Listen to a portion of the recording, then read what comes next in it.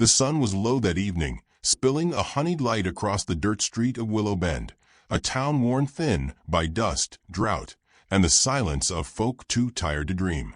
The storefronts sagged under their own weight, their shutters half drawn as if the buildings themselves were shy, peering at the road without wanting to be seen. The air carried the dry rattle of wagon wheels and the hollow clink of spurs.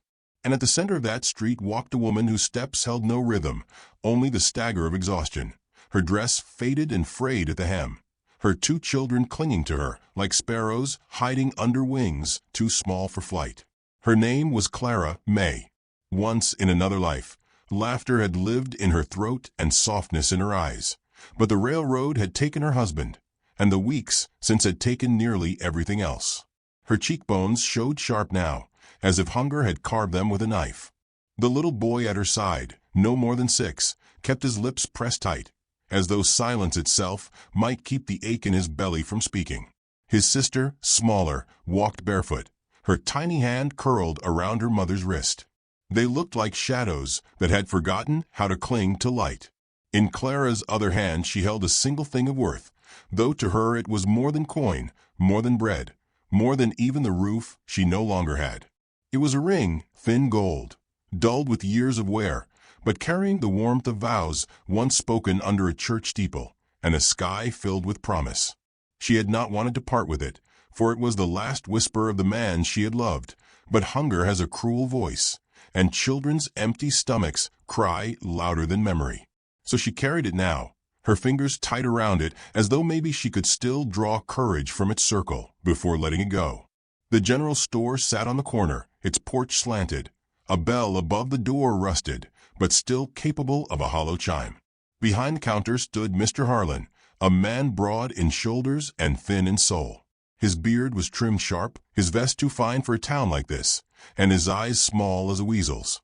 Clara stepped inside, the children pressed close, and for a moment she closed her eyes against the smell of flour and beans and salted meat. It was the smell of survival, and she prayed he might show a sliver of mercy. She held out the ring. Her voice came soft, trembling like a reed in wind. "Sir, my kids haven't eaten in 3 days. Please take this ring. It was my husband's gift to me. Buy it, and let me take just enough food to keep them alive." Mr. Harlan's lip curled in something between a smile and a sneer. He reached across, took the ring, squinted at it, then dropped it onto the counter with a clink that sounded far too loud for such a small piece of metal. "Worthless," he said, brushing dust from his vest. "Folks around here don't pay for sentiment. Gold this thin won't buy you a sack of flour. You'd best learn that begging makes a woman look cheap." Clara's face burned. She gathered the ring back, clutching it like a wound she had to hide. Her son tugged at her skirt, not understanding words, but understanding rejection. Around them, townsfolk pretended to browse sacks of coffee beans or bolts of cloth, but their ears were sharp, and their silence was thick with judgment. Not one hand reached for her. Not one voice offered kindness. Mr. Harlan leaned forward, lowering his tone. "If you can't pay, you don't belong here. Best move along before folks start thinking you're nothing but trouble." The children's eyes glistened, wide and empty. Clara straightened, though her knees trembled. She whispered only to herself as she turned away, "Daniel, forgive me. I can't keep them fed." She stepped out into the setting sun, and the town seemed colder though the air was still hot. Dust rose beneath her boots, and she felt each gaze from shuttered windows like stones thrown without hands. She thought of walking until her legs gave way, of finding some stream bed where at least her children could drink water, if not eat bread. But she had no strength left for wandering. Farther down the street, seated quietly upon his horse, a man had watched the whole of it without moving. He was not one to draw attention, though he could have, for his frame was tall and steady, his shoulders broad enough to cast shade. His hat sat low, shadowing eyes the color of distant mountains. This was Elias Boone, a rancher whose land stretched out beyond the cottonwood groves to the west. A widower of some years, he carried loneliness as plainly as another man might carry a pistol, though he never flaunted either. Folks in town called him distant, though truth was he simply preferred silence to meaningless noise. Elias had seen Clara before in passing, but now he saw something else. Saw hunger not only in her children's cheeks, but in her soul, a hunger for mercy, for rest, for a place that did not push her aside like wind-blown tumbleweed. His own nights were long, filled with the sound of an empty rocking chair creaking when wind caught the porch, with no laughter echoing through his hallways. Loneliness recognizes loneliness, and in Clara's faltering steps he felt the mirror of his own. He did not move toward her yet. Some kindness must wait, must be timed gentle, or else it feels like pity.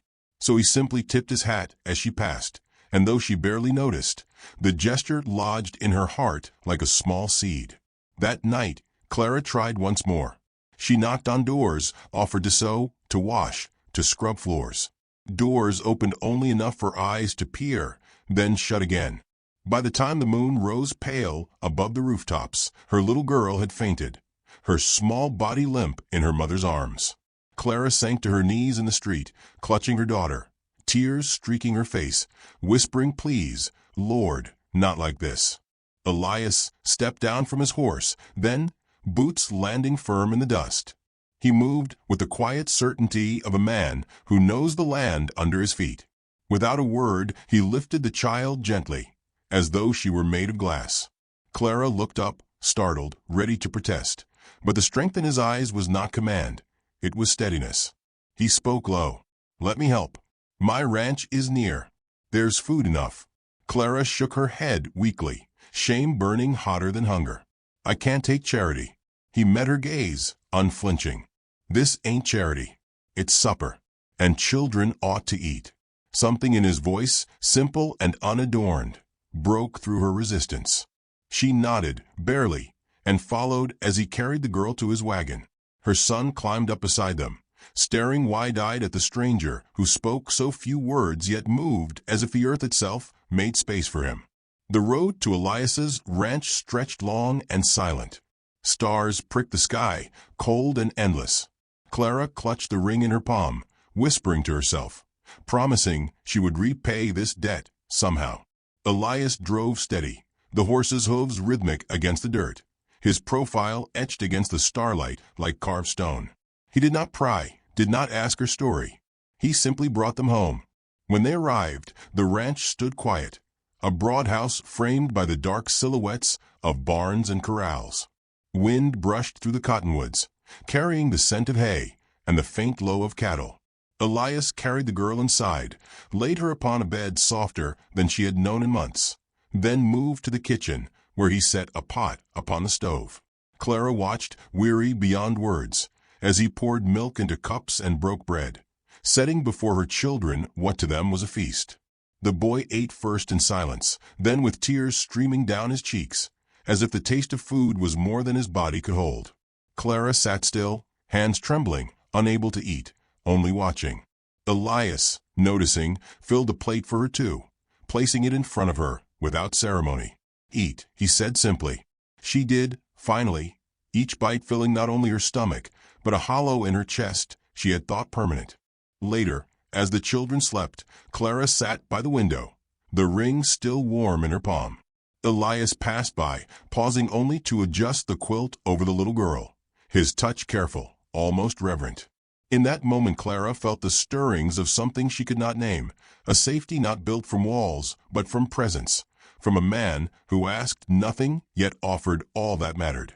And so the night stretched on, the wind carrying the scent of cedar, the stars wheeling overhead like watchful eyes. Clara whispered to herself that tomorrow she would find a way to repay him, to work, to earn their keep. But in her heart, for the first time in a long while, flickered a fragile hope, that maybe the world still held corners of kindness, that maybe broken lives could be mended when they crossed at the right time, in the right place. The fire in the stove burned low, and Elias sat in his chair, staring into its glow. He did not know yet how this woman and her children would change the silence of his days, nor how his own loneliness would soften into something new. He only knew that when he had seen her fall upon the street, something in him refused to let her be another soul forgotten by the wind. And that refusal, quiet as it was, marked the beginning of everything that was yet to come.